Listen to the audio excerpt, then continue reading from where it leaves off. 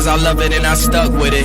We ain't with the subbing in the cut with it. Please, none of the talks, I heard enough of it. Like, what you gonna do? Where you at? Who you with? You ain't really about this, don't talk about it.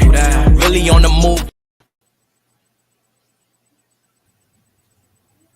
Hello, everybody. Thank y'all for tuning in on this awesome Friday night.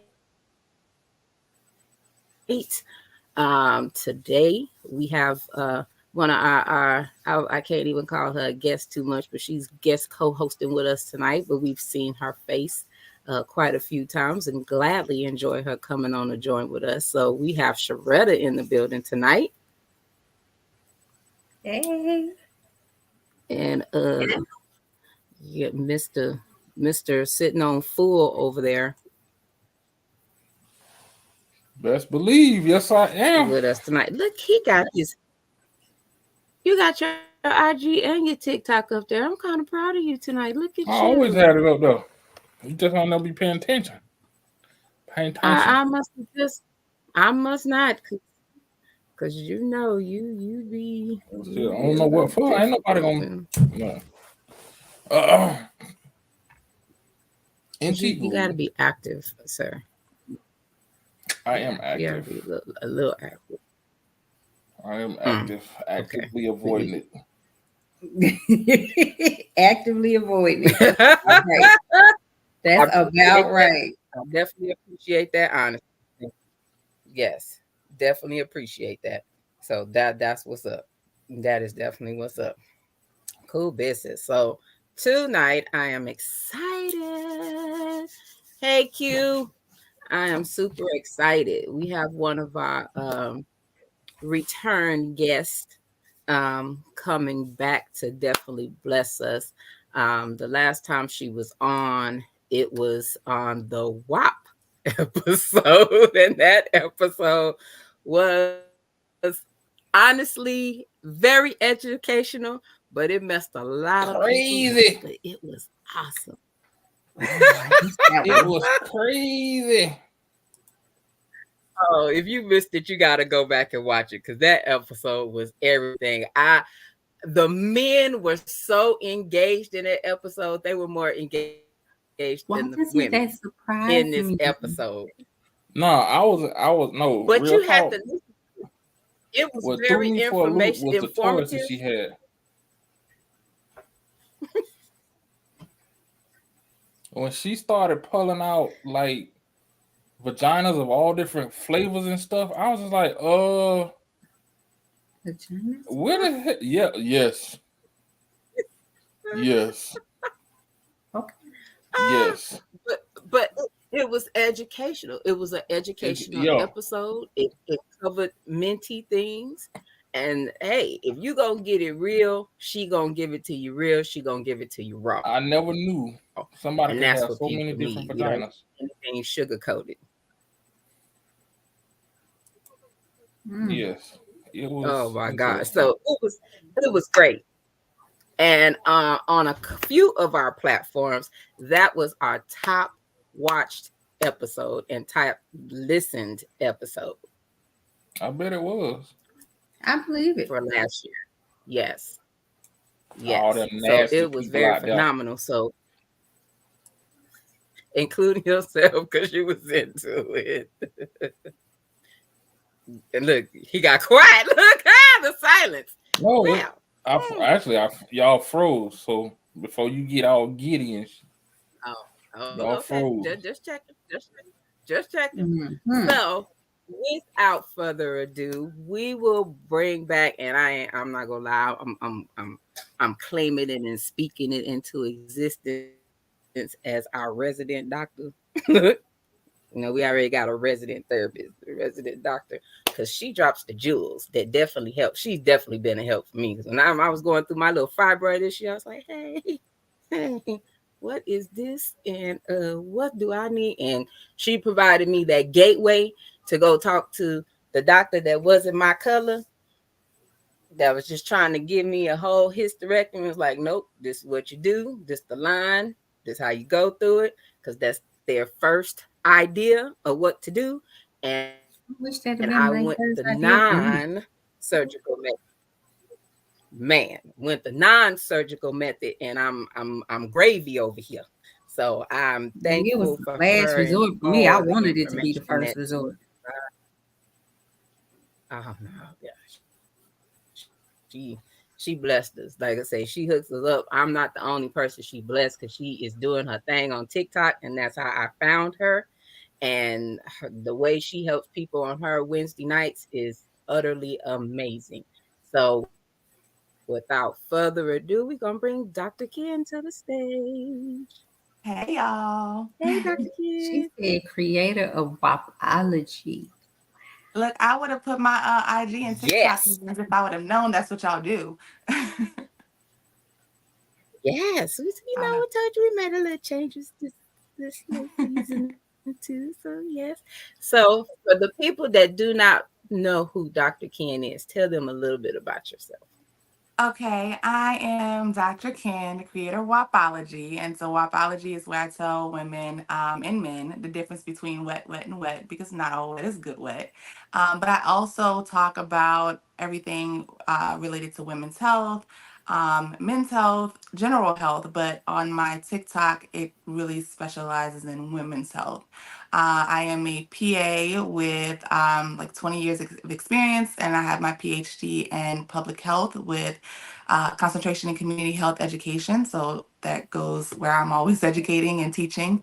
Um, and that is it, I guess. And I was back here cracking up laughing at him with talking about the different vaginas. I See, I always told have you. Y'all one thought I that was I playing. remember. Y'all thought I was playing. Thought I was joking. It's like she was He just was pulling just my dazed. like Houdini. Not Houdini. I'm like, damn. I start waving my hand, see if it'll happen. That's No, funny. it won't happen that way. All right, Oh, God. No, DA. Oh my goodness. So yes. So tonight's topic, as a lot of people, a lot of women are coming up on this rough side of the mountain. I ain't gonna lie and tell you that I'm ready. But it's a lot of us are coming up on this rough side of mountain when you start getting into that 40-ish range. You know, everybody go through their changes as we get older. So, and a lot of people be like, what in the hell am I gonna do? I already know from our previous conversations that the first thing that the other people is gonna do is try to give you some other things, and it may not be correct Mhm. or what's right for us. So that's why we got Dr. Ken in the building. So tonight we are talking about perimenopause and menopause. Because that's the peri is the before. It's like that. Hey, get ready, Yes, buckle up, DA. buttercup. Oh, here we go. Right. Yes, DA. Yes, sir. so what's the difference? So, There you go. I knew you was perimenopause. gonna come. So, everything from the time that you have a woman gets her period to menopause is considered premenopause.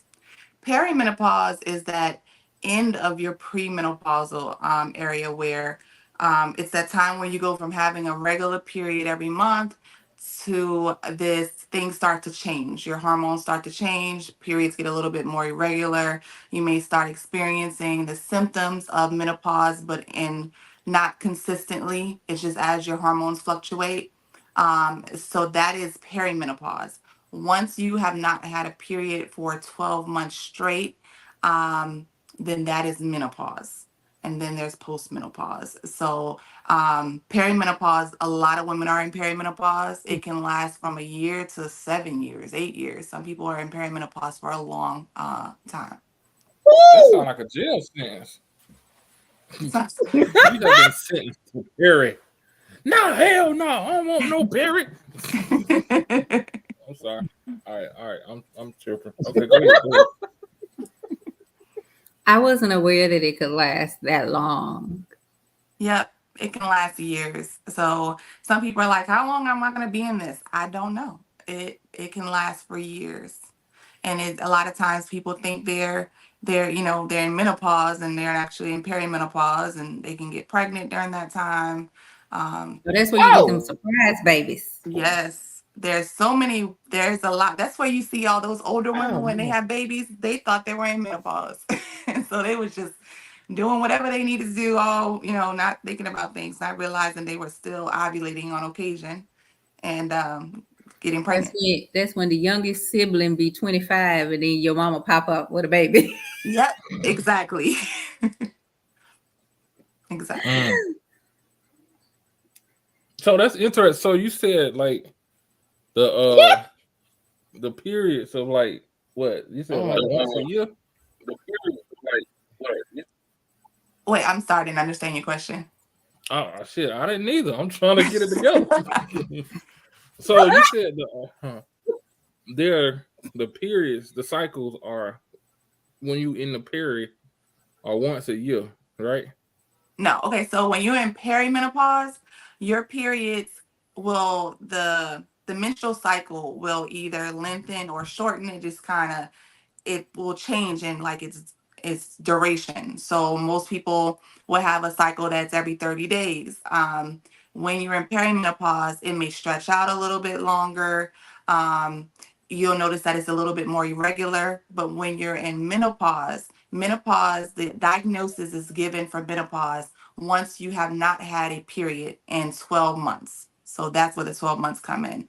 That's when we know, okay, this is menopause. If you're looking at the age of the person, and it seems like about the right age, then we go for saying, okay, this is menopause. Unless we think it's something else and we test and everything else is negative, then it's like, okay, yeah, this is what this is. So I'm not trying to be funny. So if it's 12, they do 12 months and then they get a period, say 12 and a half months. Does the clock start over? Probably, yeah. Because So especially if it's it's a like, real. okay, I'm menopausal, then it's like psych. No, you're not. It's like psych. Yeah. No, Yeah. I'm shit. I'm Yeah. really, I'm intrigued now. I'm like, huh? I'm like Y'all you got a too. lot I'm going sitting on. here like, Okay, so Dr. Ken, I have a question. So for women that have had, like myself, because I'm just going, for women that have had a partial hysterectomy, right? How do you know when you're in peri or full blown menopause? Based on your symptoms. So usually when you have a partial hysterectomy, a lot of women, when they have that partial hysterectomy, they still feel the changes from month to month of how their hormones are fluctuating. When you start having full blown hot flashes, not sleeping, like, and this is consistent throughout, it's not fluctuating in, like, you might have had it last month and now we're having it a couple months later. When you're having those symptoms consistently, then you can go to your doctor and have them draw the labs on you to check your FSH or LH, to check those things to see how those look. And then they can make that decision and say, okay, yeah, you're menopausal. It's hard when people have a hysterectomy or when people are on birth control, because that is kind of, covering up the normal hormonal that you would see. So it's when it comes to birth control, that's another one where people are like, okay, am I in menopause at this point? And they have to come off of their birth control to really see and understand. So can women that have had hysterectomies have perimenopause? Mm-hmm. Okay. Yeah. If you had a partial, your ovaries are still functioning. Yeah, So, they do. yeah, your ovaries are still functioning. So you are still making those hormones the way you're supposed to. And so yeah, you can still go into perimenopause. Oh. The only time that you would go into like a medical type of menopause is if your ovaries were removed. Then you would, now you're menopausal. So I my own personal story, I had a hysterectomy, a partial, when I was 36. And so they removed my fallopian tubes, my uterus, and my cervix. But I kept my ovaries so that I would not immediately go into menopause. And so he told me that I would just have it when I was normally supposed to have it, but I don't know when it is. Yeah, it's just, you'll feel it. You'll start to feel it. you'll know the symptoms consistently having these symptoms, and you're like, okay, I see it now. You'll know. And then once you start having those symptoms, then you can go have them draw your blood work. Okay. TK, So why you you looking said, I'm like gonna say, that? why is the face, TK? look here, baby, look, cause I'm coming up on the mountain somewhere. I'm telling you, I'm like, whoo. And you start thinking, that's like when you be hearing about them older people with them babies and you be seeing them. I definitely ain't trying to be in that number, Lord, I ain't. But you be like, Your face has been stuck like that since I said you can still get no, pregnant. that don't sound, don't none of it sound exciting. That part that I'm like, sound like abstinence need to come back for the next 20, 15, 20. That ain't sound, don't need no issues. Yeah. Grandma, like you be seeing the grandma and she got the grandbaby and they're on the, yeah, Mm-hmm. that don't be looking good. But it's like it you makes see sense it, now. but then when you start hearing it, it's like now you were like, you got caught up. You got, Yep. yeah, It you makes got sense caught up. now because So, Dr. Kent, I was told, and is this true, that you can loosely track when or around about the time that a woman will go into menopause? Like it tracks in family. So if her mom or grandma went into menopause like in her 50s or 60s, that's around about the time that she will as well. Is it hereditary in that way or no? So when it comes to any of our reproductive things, we usually try to look at what your mother and your grandmother have gone through, but it's not always that way. So sometimes you can see, like I know with me and everything reproductively everything that I go through, my mom went through. Um, but my mom had a hysterectomy in her 30s and I haven't. So things are going to be a little different. So I don't know when I'm going to go through natural menopause because I don't know when my mom would have went through it. But like I said, sometimes it will match up, sometimes it won't. But if you think about how your mother, like when she had her first period and the type of symptoms she had, and yours is very similar, then you can maybe try to estimate when you will go through menopause based on hers. Yeah. See, I thought that my mom actually had her first menstrual cycle when she was like 7.5 years old, Oh, 7 or 8.5 years old, 8.5 years old, something like that, is when she first had her first menstrual cycle. And then I think she's like on the end of peri and almost fully in mhm. full blown menopause now, and she's 63. Oh, wow. Wow. Right. Okay. But I've had a hysterectomy. Wow. I had mine when I was 36. My little sister just had one last year and she's in her early 30s. But Okay. my sister has 3 girls. So, you know, Yeah. Yeah, that's it kind of can why be different I asked. for And we can't, my mom's mother passed when she was 2 years old. So we can only go as far as my mom. Like I can't yeah. go to any generation before her. Yeah. Yeah, I mean, that's she's older, just going into menopause, but yeah, but it can be different for everybody, but you can kind of look at her and kind of maybe think maybe that's where you'll be. But it could be different.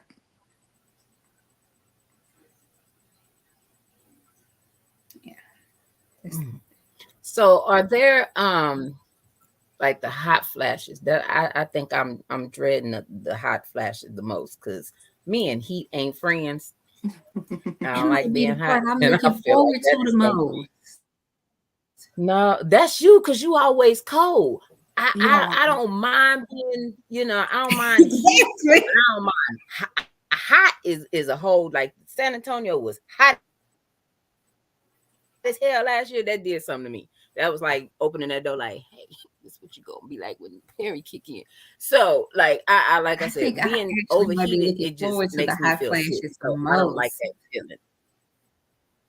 I think maybe until I No, feel oh one. no, baby, that Who ain't it. knows? When no. my mother was going through when she was going through menopause, I've seen her to where she woke up drenched. She might have had a nightgown on, and her nightgown is drenched, her sheets is drenched. She would have to get up a couple of times during the middle of the night to change her, her Yeah. sheets because they were drenched. Yeah, this is I not ain't looking forward to this is not some warmness that you're feeling. This is heat. This is feeling heat from your like head, your neck, and your chest. Feeling like drenched in sweat, and it's a burning heat from the inside out. I've never experienced it, but I mean, just listening to patients, it's a burning heat from the inside out. It's a miserable heat, and it can last up to 10 minutes. It can last, most of them last 5 to 10 minutes, and some people are having palpitations with it. So if you're always cold, no, you're not. You don't want this. This is not that. This is not what you want. If you I'm in some telling heat. you, because like I'm literally sitting here with chill bumps right now. Most of the time, when everybody else is comfortable, I'm cold. And when everybody else is cold, I'm frigid. Yeah, it's just a different thing though. It's a miserable feeling, and some people have palpitations with it. Some people feel like yeah. they're dizzy and they want to faint with it. It's a disruption of your sleep because you're waking up in the middle of the night. You're hot, you're sweating. Like it's not something that you should look forward to at all. Okay. It's after you get your first one, you're gonna be like, now what I was talking about? Why That's was what I I said. asking I for said this? I think I'm looking forward to it probably until I get the first one. Yeah, you're gonna be like, nah, that's not what I was looking for. So when you say Somebody said it feel like y'all, you swallowed the sun. I'm when It sorry, you feels we get like these what? hot flashes, how do y'all deal with it? Like cold shower or something like that, or so ice there's bath? there's no way to stop it when it comes, but you can prevent them, or you can try to prevent them with certain things. So like they'll tell you to avoid spicy foods or avoid alcohol because that can kind of trigger them. Um, and then there's supplements that you can take that can help. And so I always recommend black cohosh because that supplement alone, there's like a combination of supplements that you can take with the black cohosh that can help prevent those hot flashes. And so that can decrease the amount that you're having because some people are having hot flashes, several of them an hour, and then some people don't have them at all. They might have one a week, but being on those supplements can at least decrease those hot flashes and at least decrease those episodes that you're having. But there's no way to stop them when they come. You just when you see those older ladies with those fans and they just stop what they're doing and they turn that fan on, that's a lot of them are flashing. So there's Oh, I nothing to thought that stop was just them. like little church. The Holy Spirit would hit them. They were just No. fanning and stuff like, go No, on, you see those little bless electric him. fans? Those women that pull out that electric fan out their bag and they just be like, Yeah. hold on, give me a minute. That's because they Oh, flashing. okay. I ain't know. I just want to point out Ooh. that I don't know about y'all, but if it's real, if because I'm a believer. Like when I see Eve, it's on sight. Uh, you gonna It's on box her? sight. You Like gonna? See, I'm looking for her. I have a whole nother theory on that. And I don't Uh-oh. think it was Eve. Yeah. I think they lied on Eve. And when I Uh-oh. think about it, and when you think about the things that men do, couldn't you see Eve saying, I told you not to do that, but you went and did it anyway? And then when God came, he was like, Eve did it. God knew that Eve didn't do it, but he was like, I put you here to watch this fool. And look what happened. So that's What why the we heck? got put Whoa, in that whoa, whoa! situation. Time out. However it happened. I'm That's just Whoa. how I feel like saying, it like, happened. if you think about all the things that we have to endure Yes. just because we're female, the pains, like Yeah. from growing breast, Yeah. how those hurt, Y'all been through cramps, yourself. having to deal with actually having a cycle. Then you got to deal with all the trauma that comes when it finally Mhm. ends, and then you have to worry about like osteoporosis and your bones getting brittle, and like all of that, Right. all of that. Yeah, Oh, an it's a lot. apple! Like I had some good apples in my day. It's a lot. We go through a lot. And I mean, like, I think I was talking to somebody, when you're going through, us who have really difficult periods, we're probably Yeah. only having one good week a month. The rest of the week, I like me, I have PMDD. So 2 weeks before my period, I'm struggling. Then the week of my period, I got my period. So I'm good that week after my period, but the rest of the month is just, ugh. So yeah, women, we go through some things. And I think we go through them because men wouldn't be able to handle that. They would. They really would. Hold on, what we not finna do is sit here and talk about us like I'm not just Facts. sitting here. You want to have a period, Facts. DA? Hell no, I don't want to have no period. I Okay, can't then. feel a Right. goddamn cramp. What you mean a period? Nah, please. Men can't take No. that type of pain. They can't take that pain. When they're sick, they're babies. Women, we go You through, think we'll go to that? work. We'll do what we gotta do. Yeah. You think that? Y'all wouldn't be able to I'll handle let you slide. I'll let you slide. No. we know what it is, sir. We know y'all couldn't. We remember. Haven't you seen the test when they put the men up to the little machine that feels like contractions, and they be about to come out their skin, and it be on low, and they can't handle that. Cause we not used to. We never used to it. Y'all, when y'all first We had them, wasn't used to it. but y'all when y'all First get time it get hit used us. to it, though. Y'all We get wasn't used used to to it. that.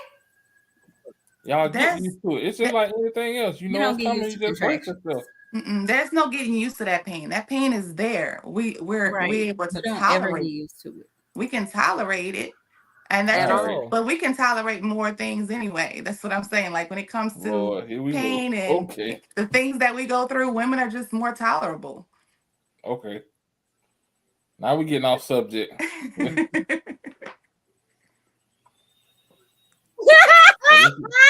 go. Let's get back on subject. Let's get back on subject. Let's get back on subject. We on subject. We talking about perio and menopause, not menopause. Perio and menopause. Yeah. Perimenopause and menopause. Oh well, you know what the hell I said. Y'all know what I mean. Oh man. So, is there anything else that you could take besides black cohash during that time? Yes, so there's a lot of things you can do. There's different things you can do with your diet. Like I said, you would avoid certain foods, spicy foods, alcohol, but you can do you can take omega-3 fish oil that helps with a lot of the symptoms. Maca root helps a lot. Food wise, That sounds like a setup. what the maca root? Maca sounds like a setup. If you Yeah, know 'cause maca root's root, actually fertility. Maca root baby, does help with fertility, but it also helps maca with root hot gonna flashes. assist you with that. With being an old lady with a new baby. Woo. Yeah, I it does.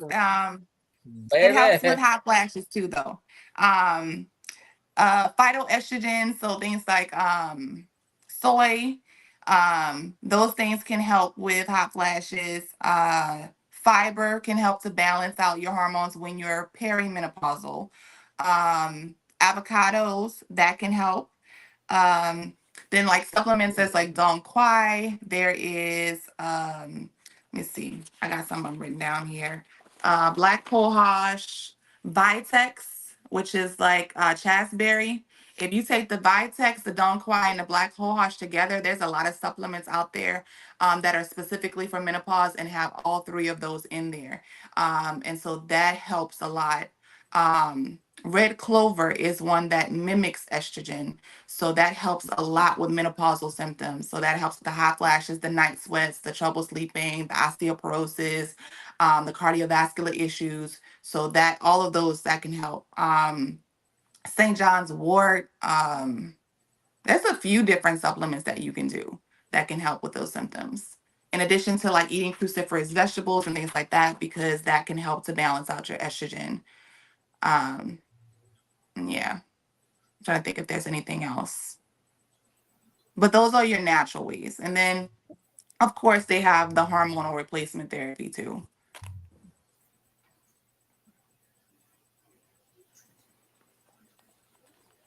Yeah.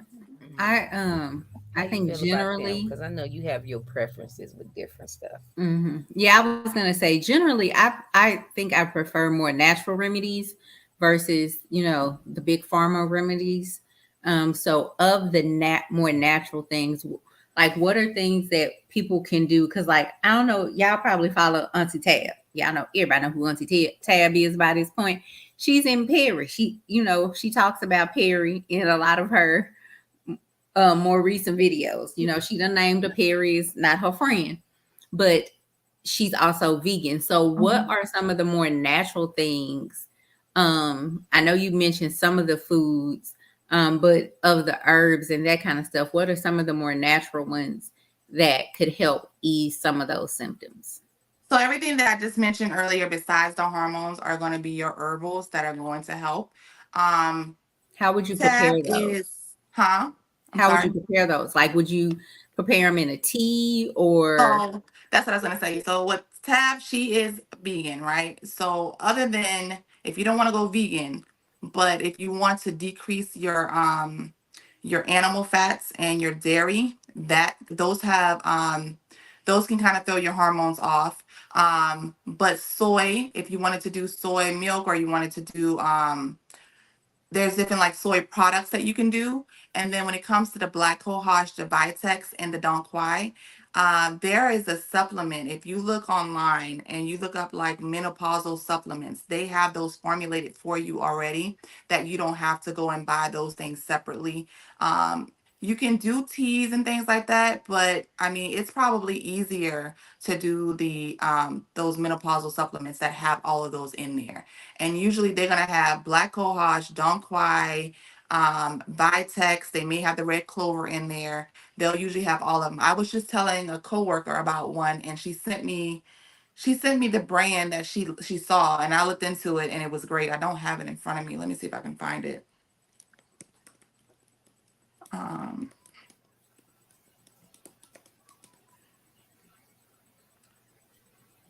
I would have to find it and come back to you guys on that one. But it has everything that I mentioned, all of those herbs in there. Okay. Okay, that'll definitely work. Cause, ooh, baby, cause I know even now I can be sleep. I already have sleep issues. I don't need Peri and menopause to come mess my sleep up any more than it already is. So I know when I do wake up, you be sleeping good and you jump up and I'll be like, ooh, and I'm sweating already. I'm like, ooh, hold on. And of course, when you wake up, you got to make that run to the restroom and then come back, and I'll be still trying to cool off and have your foot hanging up out the blanket so you can hurry cool off because you really want the blanket on you, but it's still hot. Yeah, see, I already be having them little issues right there. Mm-hmm. Yeah, so I don't need that intensified. Sound like Peri, your friend already. I'm a hot sleeper, and I've I've been been thinking that that for way, a little so minute I already. Real understand. bad. Yeah, You and got the to get you AC be a. on 67. So So you got to look. I need Yeah. to stop telling people Oh. about this product because they need to start paying me. But you need to get a bed jet. That is the best thing in life, and A especially what? for a bed jet. It's a fan that goes into like it blows into a sheet, and you can put the temperature on as low, like really low, and it can start off warm and then it gets cool. It's whatever you want it to be. So I have No, my I don't need fan no bed going, sheet. That my sounds air fun. on 67, and my bed jet flowing. And I'm always been a hot sleeper. I've always sweated my sleep, and it's always been like so. The bed jet is the best thing ever. They need to pay me for that. I'm telling you, because that's some good stuff. I've been telling everybody to buy a bed jet, but it No, keeps I you don't want no cool. bed yet. I'm gonna be cold. Yeah, you don't need it, but they have a you can put the temperature up and it warms you. So like it has a setting, and I didn't think I wanted the warm. I was like, why would I want to get warm? But now I can't go to sleep without it warming me up first, and then it cools me down. It's amazing. I don't sweat in my sleep anymore. I used to get up soaking wet. I have not sweat in my sleep since I bought that. Now I do sweat in my sleep a lot, but I've always done that my whole life, like before menopause. Like Yeah. if it's cold in my room, under like, and it pretty much only happens like in wintertime, but like if it's colder, like if the temperature is colder in my room than it is up under my cover, then I will wake up drenched. Yeah. I typically don't sweat in my sleep in the summertime because everything just kind of stays the same. But in the winter, I find that I sweat in my sleep quite a bit. Try the bed jet. Best investment ever. But I don't be feeling hot. Baby, I just I'm be gonna goop, sweating. baby. I'm gonna look that. TK gonna have a bed jet. It's gonna get delivered tomorrow. It's so good. It's Baby, so you good, but I don't don't even like know. traveling. Ooh. Yeah, I don't like traveling. I That's want what my I do bed when I jet. I want to bring it with me. How big is this bed jet? Like, Um, is it travel friendly? no, so Yeah, I'm serious. I'm gonna look this up. I've talked to people who actually have traveled with their bed jet, which is crazy. I can't see traveling with it, but I think they're coming out with the travel size because I asked them and they said they was like, look out in the future, we're doing something. But the box is like this big, like wide, and it's right at the bottom of the bed, and it has like this little like pipe thing. I don't know what to call it, and it goes to the sheet and it blows the air through there. It's not too Somebody loud. asked in the comments, is bladder changes part of menopause? Yes, bladder changes are part of menopause. So what Woo! happens with Oh menopause Lord, is I ain't gonna make it. your estrogen, that loss of estrogen, you lose a lot of like your tone in your pelvic muscles. So you can lose so you can have incontinence. People will have frequent UTIs. They can suffer with a lot of different like frequency, urgency due to menopause. So they can have different infections. They can have a lot of things when it comes to their bladder. When it's with menopause, yes. So yes, definitely. This is sounding worse than I expected. There's ways to treat it. You can treat it with like Cause I already be mad when I gotta wake up and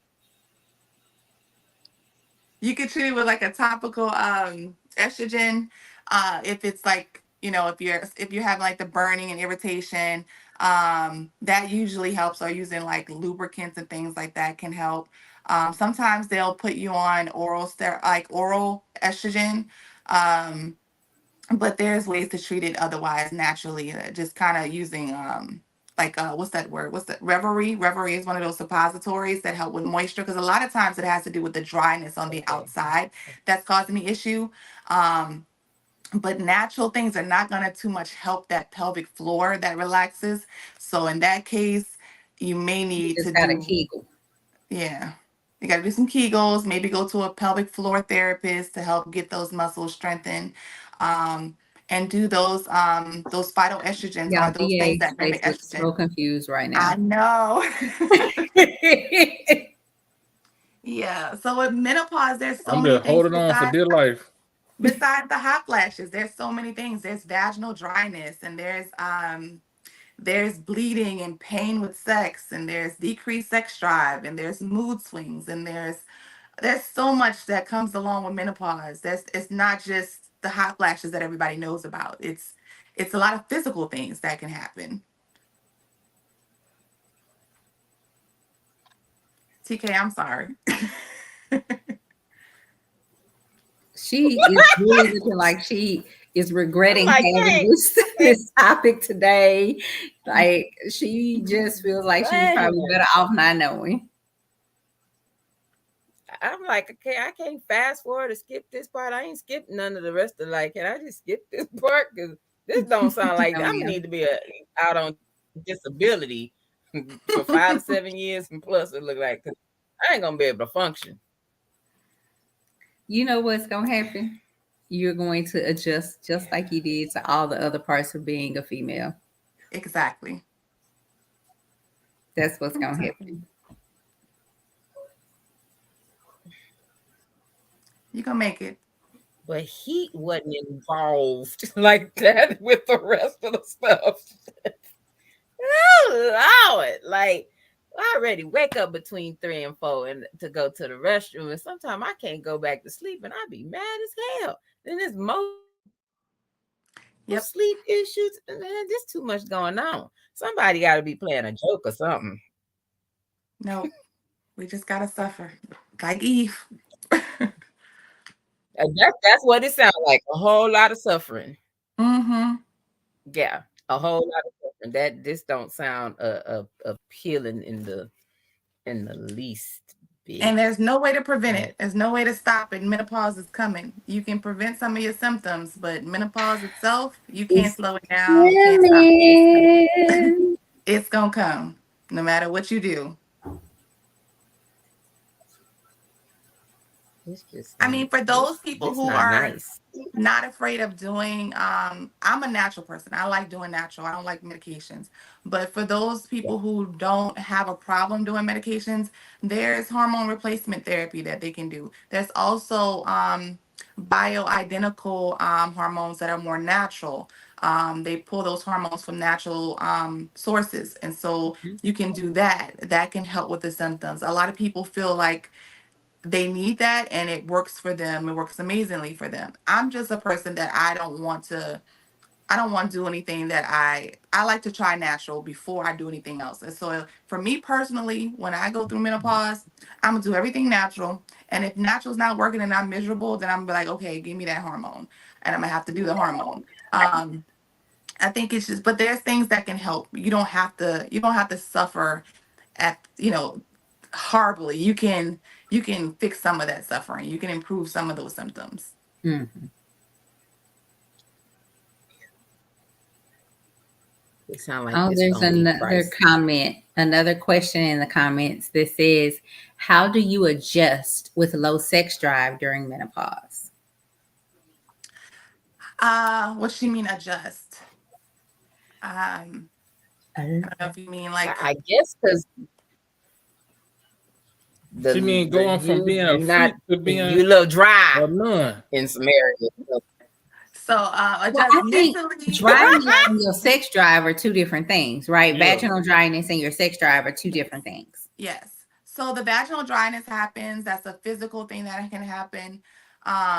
I mean the sex drive, the libido does decrease when it comes to going through menopause. You can do, that's another thing that you can do. You can do certain natural treatments for that. You can do certain herbs that can help with that. Omega 3s will increase your sex drive. What else? Let me see. I got something else that Maca. increases sex drive besides the maca. There's something else that increases sex drive that I gotta find in here. But there's different supplements that you can take. Like I have a supplement Now, called that's G the part Spot I that has ain't a looked bunch of into. different herbs that can help increase sex drive. So it's just there's things that you can do to increase your sex drive, and there's things that you can do to improve the dryness, and so that you're not suffering through sex either. So Ashwagandha really Yeah, helps what's a that? lot with ashwagandha. It helps with it moisture, does. with wetness. Yep. And it does. It also helps with improving And your that's something mood natural. and helping with sex drive. So yeah, ashwagandha is great for that. And it can help you sleep at night. Okay. Is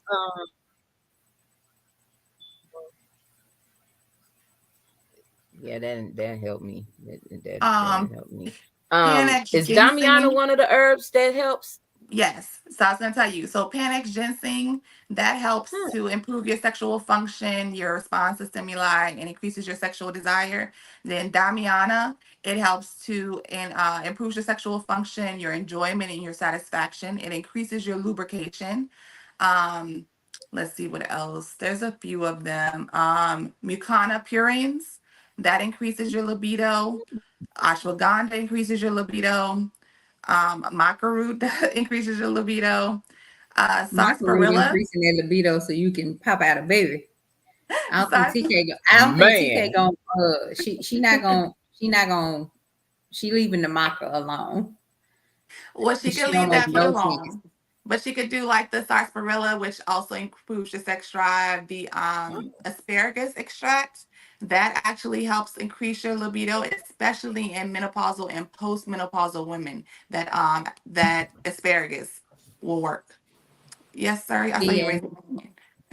Yeah, so you throwing out Oh. all these different herbs and spices like it's KFC. Is it based on, like, is there a set amount that you can take? Because I'm asking because, like, you don't want to OD on some of this stuff and then you be So about to yeah, go there's batshit crazy. There's doses. Most of the supplements are not, you're not going to overdose. They're going to tell you how much you should take. But there are, appropriate doses for each of those.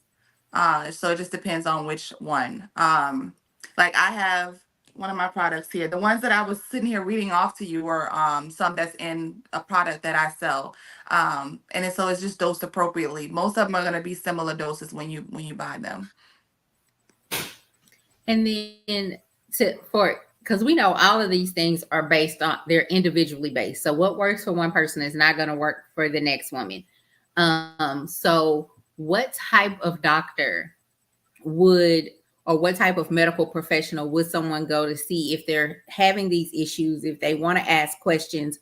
Would they see their, GYN, their gynecologist, or would it be like an endocrinologist, or what particular type of doctor or medical professional would they want to see? Like what specialty would they want to go and see to get some of these questions answered and to get some of these tests run to find out what works for them in particular?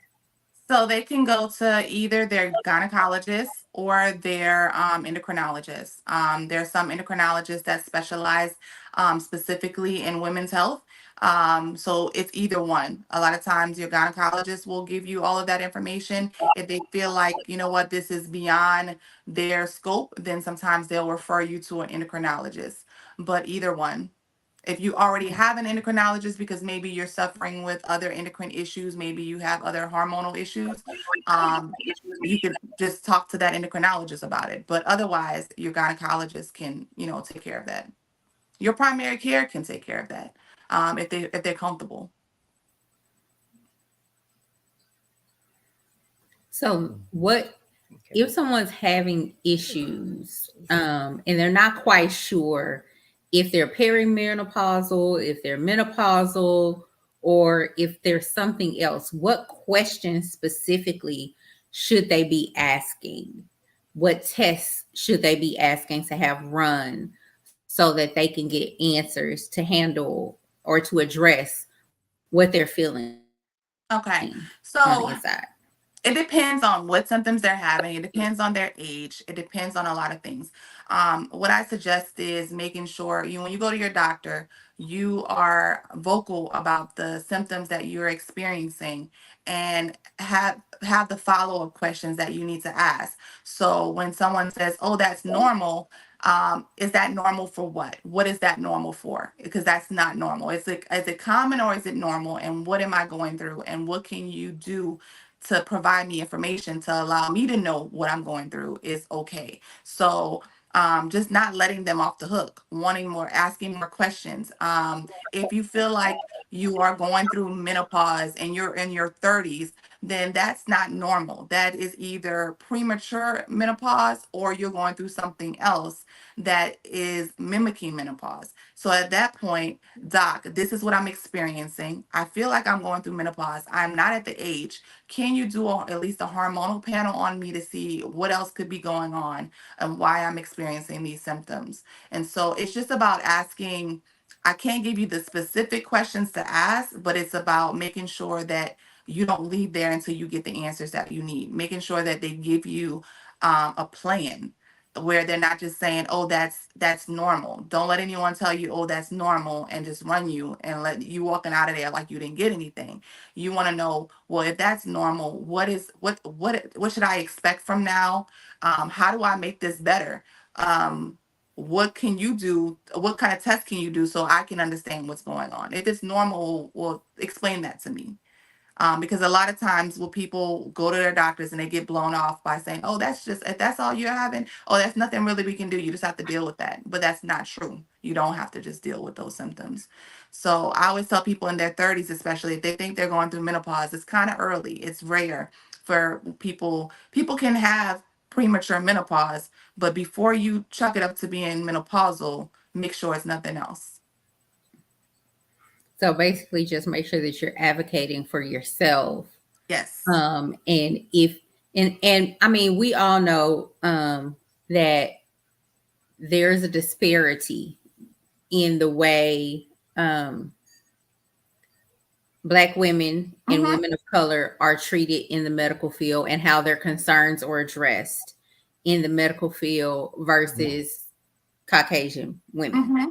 So I think it's important that we just really emphasize to advocate for yourself. And if you don't feel comfortable talking to your medical professional about what's going on in your body, then you probably need to find a different one Exactly. You have to and feel keep comfortable. finding a different one until you A, feel comfortable, and B, feel heard.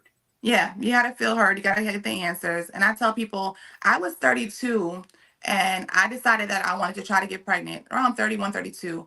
I got off of birth control and my period just didn't come. It just was gone. And when it did come, it wouldn't stop bleeding. But in between the time of me coming off the birth control and finally getting a period, I was having hot flashes. And I was like, ain't no way that I'm freaking going through menopause. I don't have a period and I have hot flashes and I couldn't understand it. My moods were swinging like crazy. And I went to my doctor. I didn't go to my doctor when I didn't have the period because I thought, I'm off the birth control and my body just has to get back to normal. Once I had the period that would not stop, I went to her and she did blood work on me. Come to find out, I had something called hyperprolactinemia. So my prolactin was too high, but that was mimicking menopause. I didn't have a period. I had hot flashes. I mean, I was moody. It was like, what is going on? But I was early 30s. So it was an easy fix. They put me on medication. And then I was trying to get pregnant. So I ended up getting pregnant a year or two later. But it's, that's why I say just don't, if you're in your 30s and you got these symptoms, make sure they do labs on you. The only time that you should not be concerned is if you're in your late 40s, in your 50s, and you're having these symptoms, and you're like, okay, it's about that time. But any healthcare provider should not blow it off as menopause when you're in your 30s. When you're in your early 40s, it should still say, well, let's test and make sure it's nothing else, because it's still kind of early. Absolutely. I know with me, I never had a regular cycle.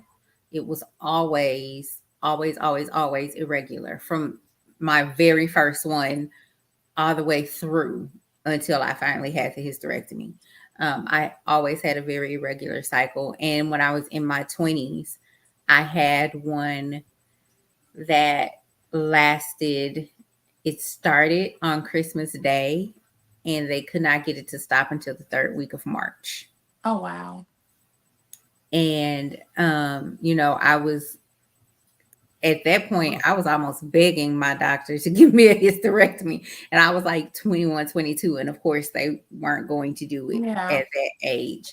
But it took me going to different doctors and saying, this isn't normal. I don't care what you say. I know I'm a woman, but nobody is supposed to bleed Right. for Right. 3-4 months at a time. And as heavy as I was, and I remember explaining to my doctor and telling my doctor that it's super super heavy, and they didn't believe me until he decided to do a pelvic exam. And so I had to, and he went and he was like, "Oh my god, like you said heavy, but I didn't expect this." I know, sir. I'm living with it every day. Yeah. And what they found was that I my body was making like way too much estrogen. Like I had like the amount of estrogen for like 4 different women. And so Oh, the only thing they could do to balance me out was to give me progesterone and raise my progesterone levels to where Mm-hmm. my estrogen levels were, and so that I could Balance you out. eventually balance, and then I Yeah. stopped bleeding. But Yeah. then they had to figure out what to do long term. Like the original thing was, let's just get her to stop bleeding first. And then we went through a whole different process. But like, yeah, I tell people all the time, like, I understand that in most cases, like a hysterectomy, you want to keep what God gave you. But I celebrate the day that I got my hysterectomy almost like a second birthday, September 22nd, 2016. Listen, because Yeah. it was, yeah. So you were suffering from estrogen dominance, which is a hormonal issue, which a lot of times, unfortunately, in school we're taught how to how to treat certain things, but we're not taught how to get to the root cause of things. And that takes further education. So that's when you see those doctors that do functional medicine, or you see these integrative medical places, and that is us doing further research trying to figure out the root cause of these things, because your hormones are not supposed to be that high. So we have to figure out, well, what's producing this estrogen? What's causing this high estrogen? And it could be something. I just did a recent video and I had to repost it on TikTok because I couldn't get it to repost for some reason. But I talk about how your fat cells will become endocrine organs and will produce estrogen. So if you're overweight, you're going to have more estrogen. If you don't have good bowel health and your bowels aren't, you don't have good gut health and you're not passing bowels like you're supposed to be, then you're not excreting and getting rid of estrogen. So you're holding on to more estrogen. And so you're keeping all of that in your body when you shouldn't have. And so we have to kind of I know that you're happy that you got to that point in getting that hysterectomy. I just wish that somebody had been able to find out how to fix your issue by figuring out the root cause of it before just saying, let's put something on top of it. Let's just treat it with this. Let's cover it up with this. And then getting to the point of, okay, we just got to do a No, hysterectomy. we eventually found out that it was environmental. It was things that I had started to eat that had more. And so once I removed those things from my diet, one of the things that my doctor actually told me was to not drink the tap water in the town where I was living, because the city could not afford to filter all the estrogen out of the water. So like there were things that, so we found that out. That's not the like I had a whole different issue by the time I had the hysterectomy, but it always affected in that area. But we eventually found out, like, but it was a long process in order for us to find out what caused that surge, because it started like a couple of months right after I moved to a new town. Yeah, a lot of times it is environmental and the things that behavioral things that you may be having in your diet. And so that affects but that affects perimenopause and menopause as well. Like the things that you're putting in your food, the things that you're eating, your products that you're using. I talk about endocrine disruptors all the time because our products can kind of disrupt our endocrine system. So all of those things that can affect environmental things can affect your symptoms and make your symptoms worse, even with when you go through perimenopause and menopause.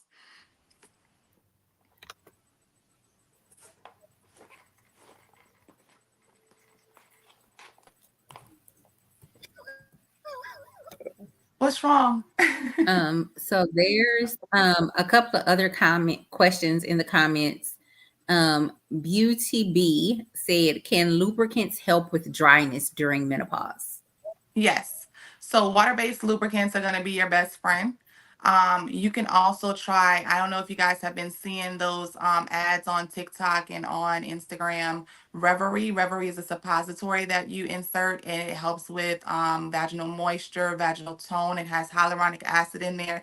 So it helps with making sure you keep that vaginal tone too. So not only are you having dryness, but you lose the tone. So the Reverie and things like that can help with that as well. But yeah, water-based lubricants and things like that, like the Reverie. And when you say tone, in layman's terms, that's your walls, right? Yeah, so like muscle tone, you don't want your muscle to, like, you can get, I'm trying to think of a way to kind of describe it, but you don't want it to be relaxed. You want it to have some grip, firmness and tone to it, some grip. So Yeah, it'll you help don't with want it that. to fall out, right? Right. Okay. You don't want to sag it, but Jay, you want to have that tone. So. Can that happen? Can, like, after a while it's like it just fall out? Yes, you can have and here I told y'all my brain is is it not called working vaginal today. prolapse or something like Prolapse, that? thank you, because I was about to say I cannot think of the word. You can have vaginal prolapse. You can have several types of prolapse. You can Can have that be where because it's been your ran through? cervix comes through, or you can have it where your bladder prolapses into your vagina. You can have rectal prolapse where it goes into your rectal area, And you but do the whole fall out? where no, it kind of like is a dip between your the wall of your vagina can kind of dip into your rectum. Your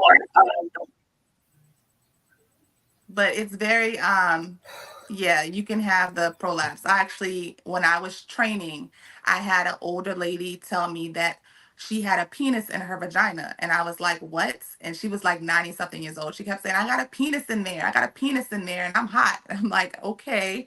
So I finally went down there to see and realized that she had prolapse. Her cervix was almost coming out of her vagina. And so when she moved, it was just doing this little in and out thing. So that's why she was like, I got a penis in my vagina. And ain't nobody. Well, she said she was in her 90s, so maybe Yeah. nobody was trying to. I don't know. Nah. Well, shit. You This know little what? Some older of them. lady, she told me she was hot and horny, and Yep. she was like, I'm too old for that. And she said, there's a penis in my vagina and I feel it moving. And so I'm training, I'm in school, and I tell the doctor, and he's like, well, go see. And so I go and I look and I'm like, oh, okay, that's what's going on. She's got a prolapse. Hey, they be getting it in the little nursing homes now. Don't get it twisted. They be doing the most. oh my God. Woo. Trying to say she This can't. this She got to be ready. this is a lot. She say Cecil coming to see her later on today. Cecil. Hmm. Whew. This This is a lot. interesting. Just listening to all this. It's interesting. You know what? Real talk, all seriousness, it's amazing. The human body is amazing. Mm-hmm. It's very amazing. Like all these, the simplest thing can throw it off.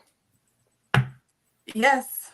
Yes, especially when it comes to hormones and things like that. It's like there's everything has its own function in our bodies. And so when you throw things into your body that was not meant for your body, or things that were okay for your body, but you're throwing it in there in excess, that can disrupt the function of your body. That can disrupt hormones, and throw everything off. So like I said, I just recently did a video on how sugar affects your menstrual cycle. But it all breaks down to just how it's affecting hormones, and hormones are being thrown off, and now those things make you estrogen dominant, and having too much estrogen is a problem. I also wanted to mention, somebody was saying about adjusting to not having a sex drive. um, if you're willing to do hormone replacement, in addition to the estrogen that they replace, they can also put testosterone in the hormone replacement, and testosterone will help to increase the sex drive. So it just depends on what symptoms that you're suffering with when it comes to menopause, but they can also put testosterone in there. And then if you want to go the natural route, you can go with the different herbs and things that I said that help with sex drive. Question. It's like we talking about you were just talking about how food and excess weight and everything can increase estrogen. Mm-hmm. Is it possible that can happen too in men? Mm-hmm. Yep. Yep. It can. That's interesting. So okay. That's why a lot of dudes run around with big bellies and breasts. Got And it. boobs. Yep. Yep. Man tits.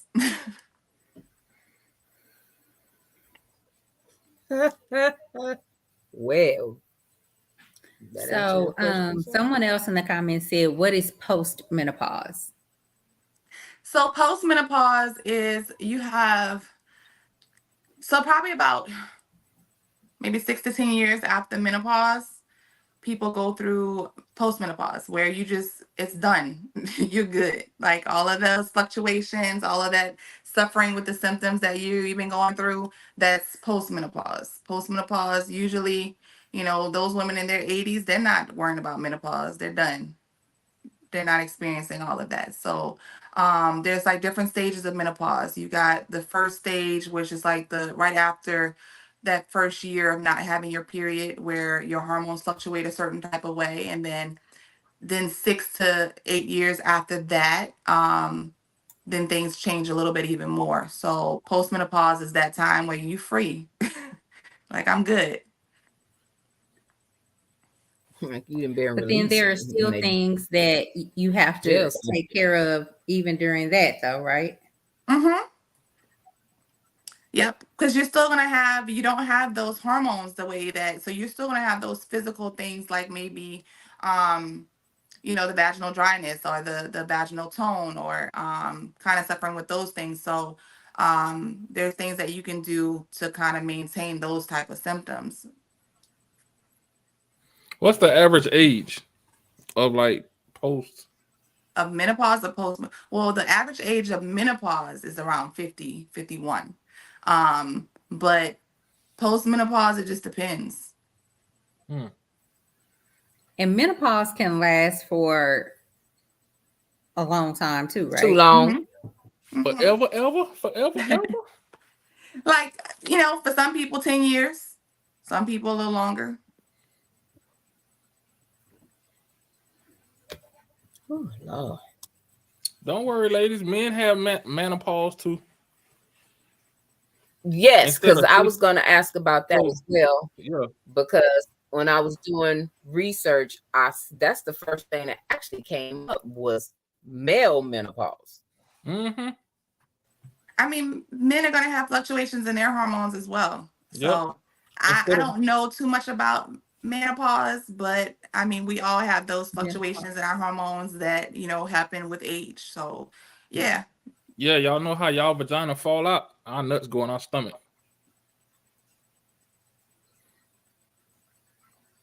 I'm serious. Look it up. Look it up. I'm serious. It draws up. Like, You can grow up. Yeah. yeah, it draws up. Everything draws up. So We it don't have a draws hot up, and flashes. then We don't have a hot after flashes it's though. over, they hang back. They go back to hanging towards your knees. No, they just go. They go to see. They gone to glory. Gone to see Jesus to the upper room. But that, I mean, like you have men that are in their 80s and 90s and they still able to have babies. They, I Yeah. mean, yeah, you able to have babies. You can have babies when you're dead. Like you can get people pregnant and dead. Like the sperm and stuff is not the issue. It's the actual your testicles and stuff. Like all it takes is one. Shell. He can have 3 sperm. One get to you. You pregnant. But yeah, it's Surprise. like That's a the strong sex drive sperm. go down. He just keeps swimming, keeps swimming. Yeah. So keep swimming. Just like just keep swimming. But yeah, it's we don't have. Yeah. You know what? I think they do have hot flashes. Men? Yeah, they probably call them nocturnal. What they call them, nocturnal sweats. Yeah. Now, that's just nice with. So I think anybody can do that. Yeah. That's not the same. I don't think that's the same thing as a hot flash. Yeah, yeah. I don't know. Ooh, But yeah, oh, this is an interesting conversation. it's very interesting. Very. I'm gonna sit. I don't know I'm why. gonna start a chat group like that. Like what? And let's talk about menopause. Menopause. And I said, well, it could be menopause, man, all pause. That's how they used to say it. Uh-uh. Yeah, you see that song worked very well with that. That's why you said it. Yeah. Did we get all of the questions? Yeah, looks like we did get all the questions. So you have any other questions? No, I got a whole bunch, but I ain't gonna ask. Because Ask if you got. no, it's like because I'm finna get off track, but on track at the same time. Because something y'all keep saying, and I keep hearing it about how you go to the physician and stuff, and you get misdiagnosed. And I'm really curious of, since in your experience, has it ever been said why it's always higher misdiagnosis in women of color versus everybody else? It's Uh, racism. oh, okay. Hmm?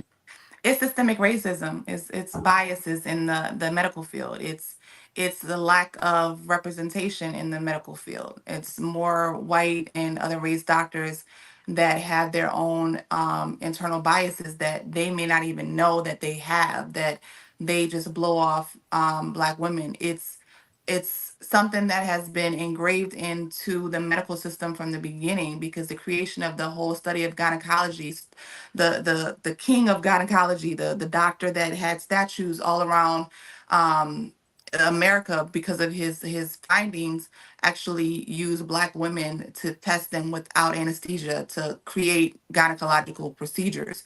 So it's at the root of medicine of why Black women are misdiagnosed. Mm. White people and other Asian people and all the races, they see Black women as one of the things that is a problem, and I always fight against the whole strong Black woman syndrome, is because we we feel like somebody's told us this is what we're supposed to be, and so then we are that, and then everyone else around us don't see that we do have weaknesses and we do have pain, and because we are always presented this way, no one believes our pain, no one believes what we're going through, and it's brushed off. And so it's a systemic problem, and this is why I advocate for women, especially Black women, to make sure they advocate for themselves, they ask the questions that need to be asked, that you hold your healthcare providers accountable. Don't let them blow you off. Don't let them blow you off because they don't know or they don't have time. And just make sure they're giving you the answers, and it's a very common thing. It's a huge problem. I did a whole video on Dr. Jackie, who's a Black OBGYN, who said that Black women sometimes cry wolf, which I felt her saying that was very detrimental to what we're already going through, because many of us are the kind of people that come in and will not cry and we'll just say I'm in pain, because we've learned to tolerate the pain. And like you were saying earlier, we get used to it. No, we don't get used to it. We've just been able to tolerate it. And we've had to fulfill this whole Black woman, this strong Black woman thing, where we're pushing through no matter whether we're in pain or, we're in pain or not. And so when we go to these healthcare providers, um, I think, I don't know, we come off different. Maybe we're not crying enough. I don't know what it is, but it's all based in systemic racism. And also I want to point that I don't think it's a lot of misdiagnosis, because that means you're diagnosed with something and that's not what it is. I think it's underdiagnosed, meaning you're not diagnosed with anything. You're just Right. told, oh, it's normal, or oh, it's just in your head, or Mhm. oh, it's not, you know what I mean? Like, it's being Mm. underdiagnosed, Yeah. meaning that the healthcare professional doesn't necessarily believe you in some Mhm. cases, or minimizes your symptoms and doesn't treat you in the same way as they would some uh, someone white that comes in with the exact same symptoms. Right. Mm. The amount Right. of tests that will be run to find out the root cause of a situation, pretty much in my entire life, I learned very early on, and I mean, I've shared on the podcast before my health journey in a bunch of different areas, but I pretty much learned very early on that I had to advocate for myself, that I have to ask questions, that I have to do research outside of what they say and not just take what the doctors tell me um is what it is like I just can't accept them at their word. Like, I have to ask questions, and I keep asking questions, and I keep asking questions until I'm comfortable, and until you've said to me, okay, and it's consistent. Like, Mhm. go get a second opinion. Go, you know what I mean? If you're not comfortable, if you don't feel like you're being heard, I can't stress enough, If you don't feel comfortable with your health professional, find another one. If you don't feel like they're listening to you, find and keep asking questions.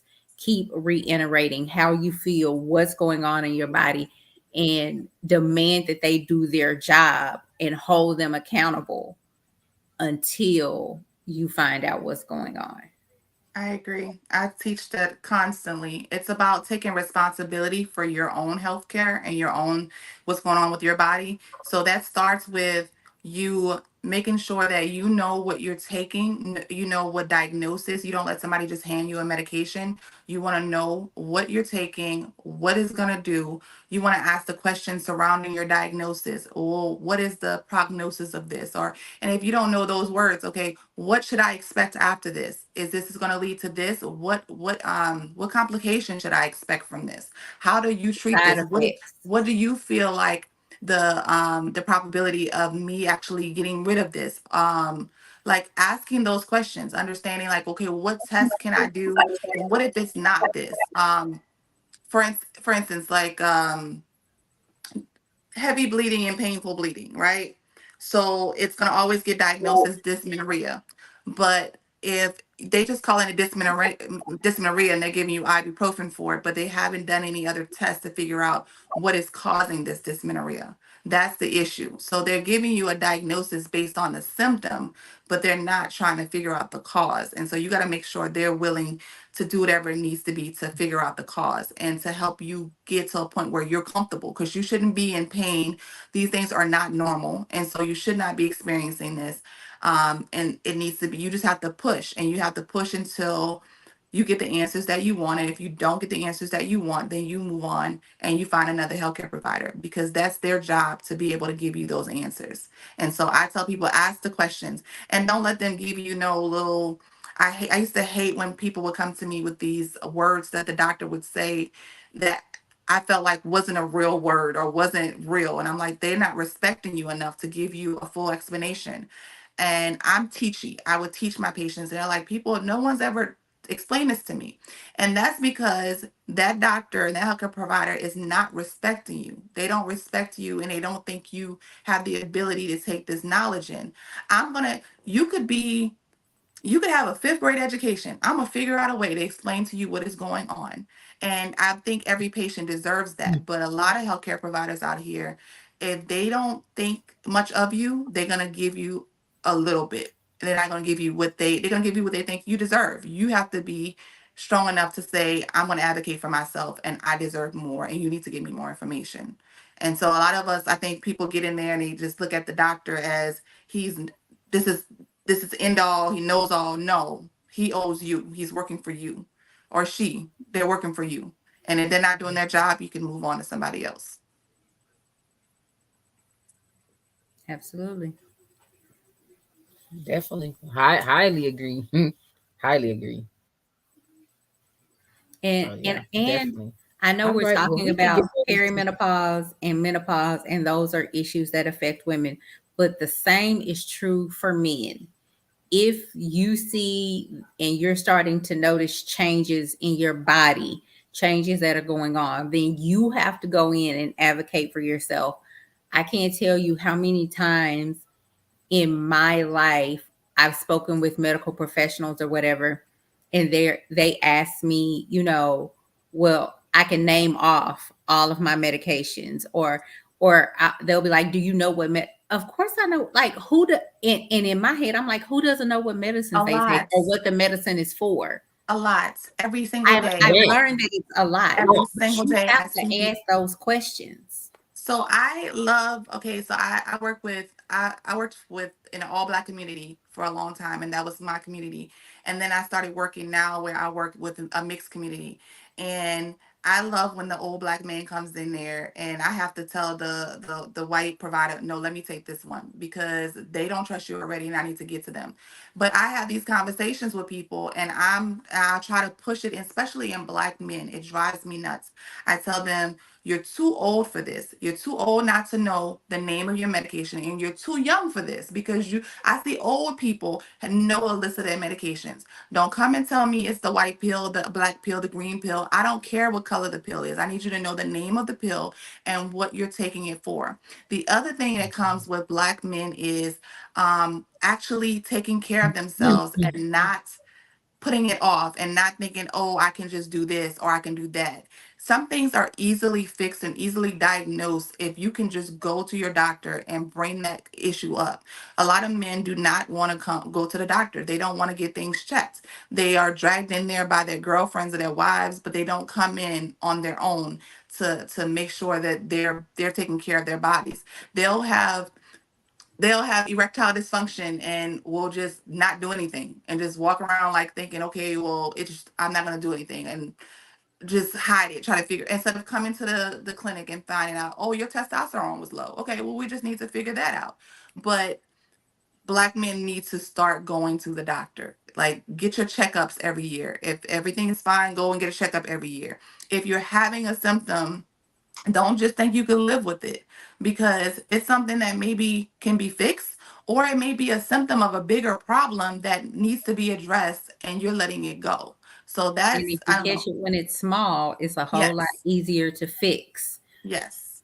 And so versus they when it have gets this big. fear, this irrational fear for some reason, of going there and finding out something's wrong, but you're sitting there with something wrong. Go there and find out what's going It's on. not. It's not. I'm gonna speak on this. It's not a lot. Okay, so a lot of the time, it's kind of like what you guys were just talking about when you were just saying how you go in and you tell something, and it's almost like you crying wolf. Like when we, a lot of folks don't take in consideration when men go in to the hospital, they're really in pain. It's beyond. It's really an issue. It's beyond the fact of okay, he's getting checked out. Now, when we go in, you know it's some shit. And And that's the problem. That's The what we're problem. trying to but say. hold Don't on, wait but let me until finish. it's Let me something big. finish. Let me Okay. finish. But when we do, we, like you said, we get blown off. So in our heads, we're like, you're damned if you do, damned if you don't. And then sometimes you don't want to hear that news that you can't recover from. And it's bottom line is fear. Like you don't want to hear that news that okay, sir, you have XYZ and you only got this time to live. Now you like fuck.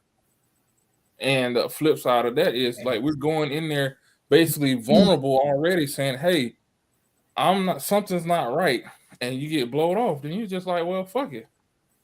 I think if you go in early enough, and that's the problem, because of that fear, you guys wait until until you are suffering. You are like, you Yes, can't take it that anymore. yes, But when you are going to someone who does not understand your culture, like white and people that go to the adds to it doctor. too. White men go to the doctor. They go and they get their checkups, they do all of these things because that's how they were raised to do that.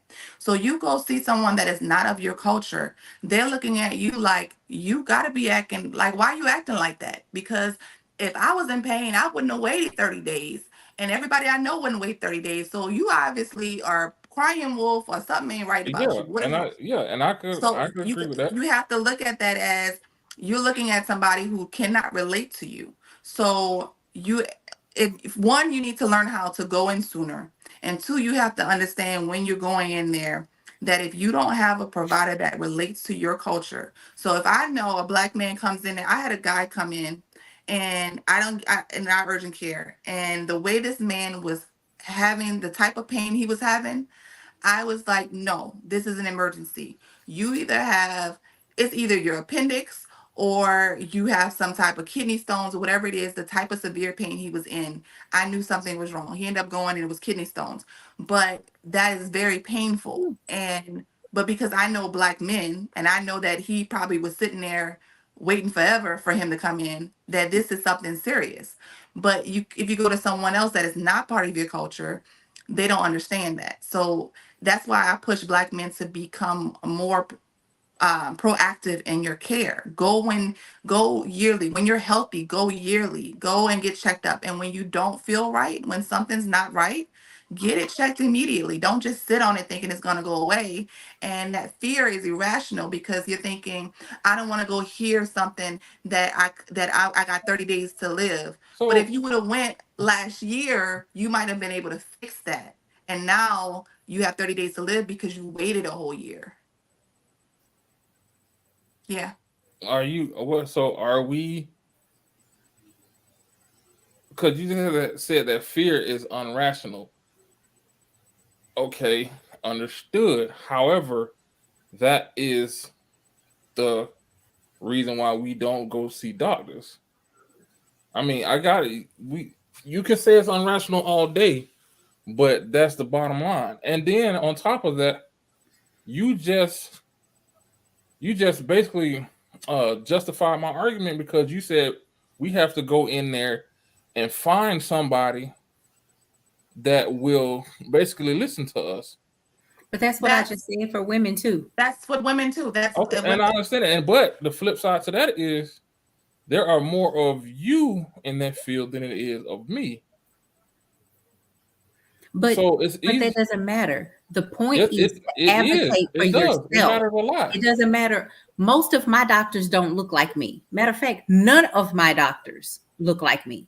But the bottom line is what you just said. Look for somebody who understands your culture. Even if Nine you times go out to of someone ten, who, 9 times out of 10, if there is a minority in there, it is a female. It's not a male. That's not So true. it's but huh? that person may still understand your culture. But this is my point. Yes, you need to go in there. It's helpful if you find someone who understands and relates to you, but you need to not wait until you're dying to go in there. One. Two, when you go in there, you can advocate for yourself. You speak up for yourself. You demand the respect. As a man, you rather be respected more than anything else. So when you go in a place, you need to make sure that person's respecting you by demanding they give you the answers and they do not blow you off. And you have to stand like really 10 toes down on this is what I'm feeling, this is what I'm experiencing, and you need to take care of it. It's you have to get past their biases because they're going to come in, they have these biases already, and you have to push through that because that is your care that you're going in there for. So don't wait to the last minute. Go in there when you're feeling it. And I understand the fear, but my point is you have a fear and you're putting it off, and now you're going to actually experience your fear is going to come true because you've actually been putting it off. So if you had a cancer a year ago, now you go in there today and you got 30 days to live. If you'd have went a year ago, you could have actually fixed that cancer. That could have been taken care No, of. no, understood. I'm just letting you know. And I would say even a step more than what she said. She said, go when you first start feeling it. I say go when you don't feel nothing. Exactly. You got to get your checkups. You go in there and get your checkups. Go You go. in and get a checkup. Like I have a friend who she had breast cancer in her 30s and she caught it at stage 0 before stage 1. And it was completely removed because she was going in and getting her regular checkups. The little bitty lump that they found was so small that she could have it removed, but they had it tested and knew that it could grow rapidly. The type of cancer that it was, it would have Mhm. grown rapidly and would have spread. But she caught it at stage 0 because she was going in and getting those regular checkups. If you go to the doctor this year and then you go back to the doctor next year and there's a drastic change, then it can be addressed and it can say, okay, wait a minute, this is not what it was last year or 3 months ago or 6 months ago. It's completely different now. So you can say, okay, we need to look at this and figure out, we know what the baseline was. Now there's this change. What caused the change? So don't just wait till you feel something. Go to the doctor regularly. Go when you feel good so you know what the good feel is. So when something changes, you know Yeah. that it's a change.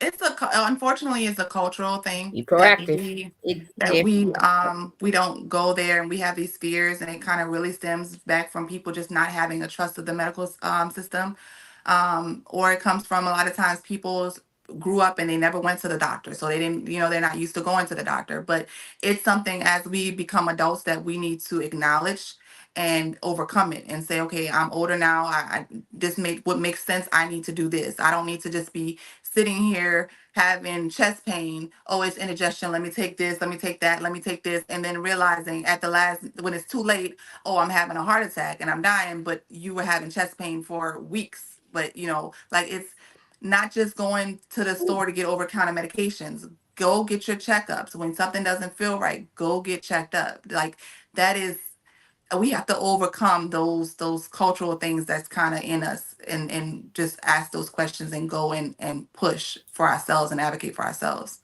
absolutely. We have a friend who last week called his girlfriend and said that he was having some really bad abdominal pains Mm-hmm. and that he was going to take himself to the emergency room.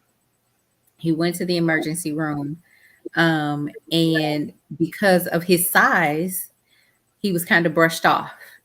He wasn't given the test that he needed, and within 48 hours, he was gone. His Wow. funeral is tomorrow, Wow. and he's in his 30s. He was in his 30s, and basically, they never even tested him and his fam. And then even after he passed, the medical examiner came in and said, "Well, we're just gonna make it natural causes." They never tested him. He was like he went from ER into the hospital. Within 48 hours, he was gone, and they never tested him. His family had to advocate and say, "No, we want to have an autopsy done so that we can even find out what the Mm-hmm. problem was." And that's what I'm saying. Like, you got to go in for those checkups. You got to go in and you got to take care of yourself. But literally, he was black. And because of his size, like, they said that he wouldn't fit into like the CAT scan machine, but they never offered any other test. There's other tests that could be done. So yeah. Exactly. But it's too late now. He gone. Yeah. But that's why you have to go in with the mind to advocate for yourself and say, no, I'm here. You're going to find out something. There has to be some other way Yeah. to find out what's going on. And so I'm just saying, he was 37, if I'm not mistaken, That's really 37 young. years Wow. old, and his funeral's tomorrow. That's horrible. But it happens, and that's so sad, because, Yeah, like, that is. it is. That's why you have to go in there and ask the questions. You have to demand certain things.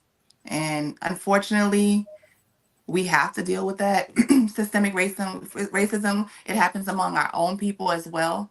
But we just have to, you have to advocate for yourself, and you have to push for yourself, and you have to take responsibility. And I'm constantly fussing at Black men in our clinic, like, because I shouldn't have to. You should know these things. Don't let me call my wife. No, put it in your phone. You need to know these things. You need to know these things about yourself. You need to advocate, and in order for you to advocate for yourself, you have to know what your issues are. And you shouldn't have to call your wife to get your medications. You're on 3 medications. You need to have those. You got your cell phone. You need to be able to put these things in your phone and know what's going on. You need to ask the questions that need to be asked. When somebody give you a medication, what is this medication for? Am I going to be on this medication for life? Like, ask the questions that need to be asked. Like, not just the ones. A lot of times we think these questions, but we're not asking them. And no question is a stupid question. Ask the questions. And that's their position. That's their job to answer those questions. So you got to ask them. Like, a lot of times people think, I don't know the questions to ask. Whatever's on your mind, you want to know, ask the questions. You have the questions. Yeah, I highly agree. Because even with the stuff that I was going through with my fibroids and everything else, until I ran across Dr. Ken, she told me what to say, what questions to ask. Because old girl was ready to straight give me a whole hysterectomy, and she was like, "No, this is what this is how it's supposed to go. As a chain, you go to here, here, here. So with that, when I came into the office, when I started asking the questions and saying, okay, well, what about this? I want non-surgical options. And she looked like a deer caught in headlights because she didn't expect me to ask the questions that I was asking her. And I was like, Mm-hmm. Yep. okay. Yeah, she was just ready. All right, we just gonna go on the first visit. Yep, gonna get a hit. We're gonna do a full hysterectomy. You're over 40, and you're not having no more kids, so you don't need it. Bitch, wait a minute. It's mine. Yep. Wait a minute, it's mine. So yeah, so with that, you really do have to advocate. And even in that same situation, when I went and got my checkup after some years of putting myself last behind my kids, here I go. My trip ended up going to the emergency room. So now I'm on iron for the rest of my life. Because if not, guess what drops down? My iron. So Mm-hmm. you have to be um mindful of yourself. You know, a lot of times, especially mothers, we put our kids first and we put ourselves behind everybody.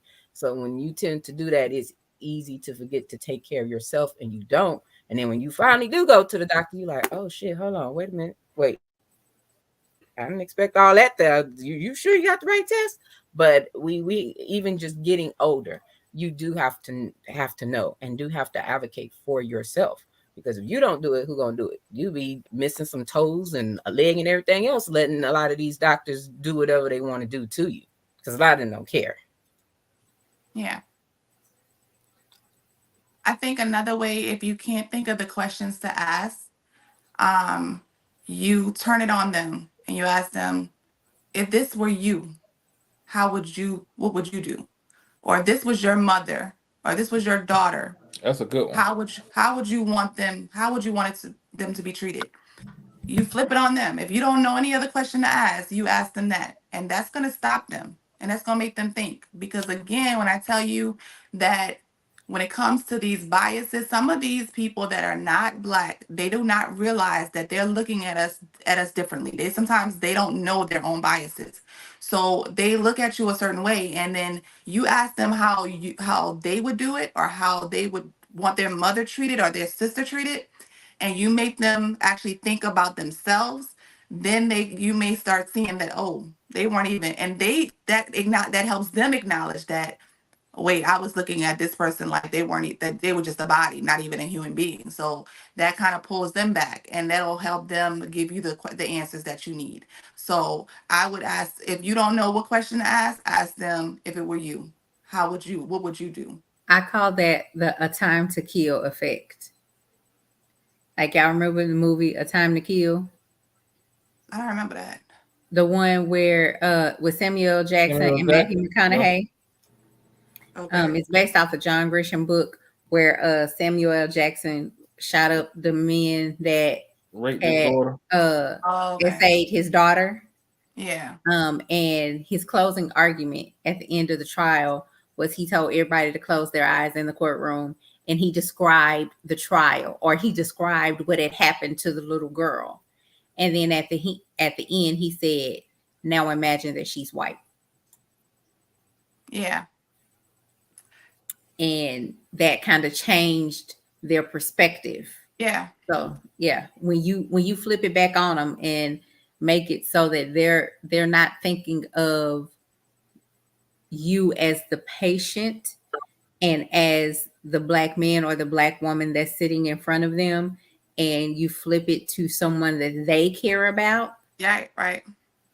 Because they don't relate it to us. changes the perspective. They really do not relate to us. They really think that we are stronger than what we may be. Like, we're strong, but they act like we don't feel pain, or they think we are, we're just putting They on. dehumanize us. Yes, exactly. So sometimes you got to make them see themselves in us. So that's why you got to ask them, how would you take care of your mother? How would you take care of your sister? What would you do? If I was your sister, what would you tell me to do? And that changes how they are, how they respond.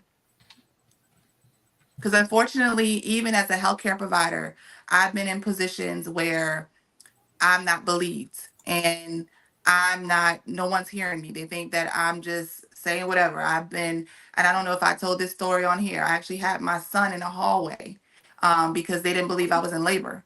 They didn't believe I was in pain. But I had a white lady come right next to me. She was doing all this screaming and crying. And they were just on to her, making sure she was okay. And at one point, I said, my water broke. I said, my water just broke. And they all ran to the white lady. All of them. They're just trying to figure out what's going on. And then I guess they realized that she didn't say it. So then they came to me, did you say your water broke? And I said, it broke. And then now they're all rushing. And now you're trying to rush me down the hallway. Now I'm pushing a baby out in the hallway. But it was because I guess me being a Black woman, I wasn't crying enough. I wasn't screaming enough. I don't know, they couldn't see themselves in me. So they didn't believe the things that I was saying. So it happens. And it happens to the most knowledgeable people. It happens to, like, and when it comes to women, it doesn't matter what socioeconomic status you are in. If you are Black, you have you have worse outcomes than, you could be a rich Black woman, you still gonna have worse outcomes than a poor white woman, because they're still gonna believe Serena that. Williams spoke on that. Yes. Remember when she went into labor, she almost died So it doesn't because even, they didn't believe what yeah. she was saying to them. Because when it comes to women's health, when it comes to our reproductive health, it doesn't matter. And even when it comes to men as well, it doesn't. Usually, when you look at health outcomes, they improve as your socioeconomic status goes up. You're going to be healthier. You're going to have a longer life. All of those things as your socioeconomic status increases. But when it comes to Black women, it doesn't matter. It across the board, you could be rich. None of that. Your outcomes will not improve based on your socioeconomic status. And it's the same thing as far as the general Black population. Our our health outcomes will increase slightly, but they do not increase on the level of another race, of our white counterparts. So we're going to still have worse outcomes than some of the poorest white people, just based on systemic racism and institutional racism and how things work in the hospital systems. That's why it's important. That's why I Yep. push educating yourself. You can't be lazy. You have to educate yourself on things that you're going through. Somebody tell you you have this condition, Google it. Go and figure out as much as you can about this condition. Watch videos. There's YouTube and TikTok. You got to learn as much about it as you can, because you have to be able to advocate for yourself. You can't trust them to be able to do it for you, because you don't know if they're on your side or not.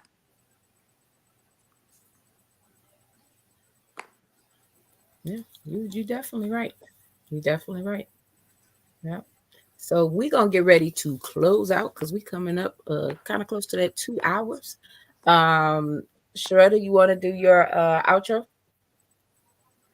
Um, just thank y'all for letting me be a guest. Um, Also, if you want to find me, I am the host of a show. I guess it's a podcast. So you can look us up. It's called Ladies Night. So you can look us up on YouTube at TFG Ladies Night TV. We are right now airing we're airing all of season one's episodes, and we did a whole series on women's health. And I had different Black doctors, female Black doctors on the show talking about a whole bunch of different stuff when it comes to women's health. We are gearing up for season number 2. And then if you just want to find me socially, I am on TikTok at Esley Just Me. Instagram is Esley Just Me 2. So the number 2. And so that's where I am. And I think I'll be back in a couple weeks to talk about something else. Y'all will see me. Yeah. All right. D8. It was a lot of information, a lot of good stuff. Bottom line, man, just make sure your shit work and go see people. Get it checked out. You'll work on a car before you work on your body. That's wrong. Really? It's true. Yeah, you'll be Ooh. surprised. People go get the light come on in their car. They taking it to the shop. It's the same thing with the body. Your body gonna tell you what's going on. You gotta listen. The light come on. Yeah. Absolutely. That light do come on. People just ignore it when the body do it, because it come on. Don't ignore it like that smoke alarm be beeping in your house. It done Man, beep so long you don't even hear it no more. man. Beep. Oh my gosh. Oh, that's bad. All right, Dr. Ken. Thank you so much for having me. You guys can find me on TikTok. I think it's Dr. I don't know if it's Dr. Ken or Dr. Kenitra on TikTok. If you type in Wapology, you'll find me. I'm on Instagram as well. It's Dr. Kenitra on Instagram, and you can find my products on my link tree on there as well. I have like feminine cleansers and supplements. So wap-ology.com is the cleansers, and then under Renovation Max, you can find the supplements as well. So thank you for having me. Most definite. And thank you for coming back. This made my day, of course. Because it's always geared towards information and helping somebody that may not know. Sometimes people don't like asking questions, are embarrassed, and sometimes you can ask a question depending on the doctor you have and don't get those answers. So that is awesome by itself. But definitely check out Dr. Ken. She's on Wednesday nights on TikTok Live, and it is a great live. She gives a lot of information because people are piling in there asking questions. So it is definitely great. And like I said, that's how I met her. So hey, get it. Also, Wapology, hey, I didn't bought them products. When we first had on, I had my stuff on. I need to actually do another order. So definitely check out the products. It is good stuff. Real talk. Yes. What's up? Real quick. Make sure that you contact your senators, because just a little piece of information, the House of Representatives passed to have TikTok banned in the United States if the company refuses to sell within 6 months. It's now going over to the Senate. I know we talked a little bit about politics before, but look up your information, find your senator, call them and tell them to vote no on that ban, because TikTok has been a place to distribute a lot of information, and it has helped something like over 7 million people start small businesses. So just FYI, I'm gonna throw that in there. I disagree. Don't do it. TikTok is a spying technology. Our government is a spying technology. Exactly. Okay. Keep saying that. More than our government. Right. All right. This is about censorship. They want to censor, and so that's what that's about. And forcing a company to, it's a slippery slope when you think about you're forcing a company to sell their business. Yeah. They're doing it if for they a can reason. force a company that isn't even U.S. based, what can they do to us? Okay. Just that's for another show. Definitely. Oh Lord, I guess we might have to have that one in a couple of weeks. Jesus. All right. That might fill one of them slots for next month. All righty. Well, thank y'all for everybody that tuned in tonight. I hope whoever has watched this definitely gets some much needed information. Definitely like, share, as well as subscribe. Tune in, of course, next week, same time, and all that other wonderful stuff. Be blessed and have a great night. Yeah, what's up with it? Do it cause I love it and I stuck with it. We ain't with the subbing in the cut with it. Please none of the talks, I heard enough of it. Like